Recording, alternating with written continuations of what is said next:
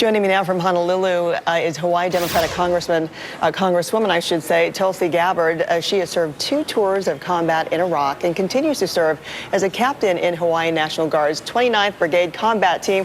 With all you do and your service, thank you for being with us and that service, Congresswoman. As we talk about this, first get your reaction to the news that 2 female Rangers will be graduating this week. I think there are about 95 in the class when it started, 20 initially, 20 women who started the school, and now the 2 who have finished. Long time coming, I can imagine.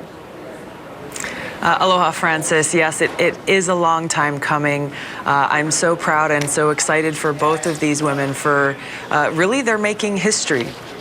You know, this change is something that should have come about long before, but I know that myself as a female soldier and so many of my friends and others all across the country were quietly cheering them on as they were going through this training, this Ranger School that's really one of the most rigorous and most tough schools that the Army has to offer. So we're so proud.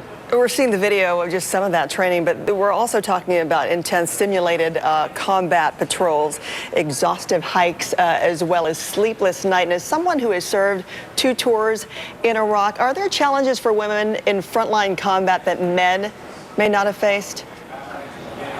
Well, look, there are challenges for everyone, but this is something that our professional service members train for. We've got to remember that these are people who have chosen this profession, who are highly trained, and if called to deploy into a combat setting, are ready to go and perform and complete the mission, regardless of whether they are men or women.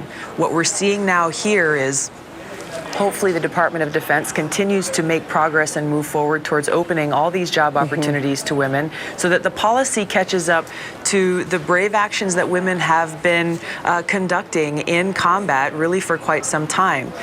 There was a woman in 2005, Sergeant Leanne Hester. She was in the Kentucky Army National Guard, military police sergeant. She was awarded the Silver Star for valor in close quarters combat for her actions and leadership during an enemy ambush. That was 10 years ago. So this kind of thing boggles my mind when people talk about still having issues and problems with women so-called serving in combat. It's been happening for quite some time already. And hopefully this will be a pivotal moment, changing that even more. Hawaii Congresswoman and Iraq War vet, Tulsi Gabbard, thank you so much. Good to see you. Thanks, Francis. Aloha.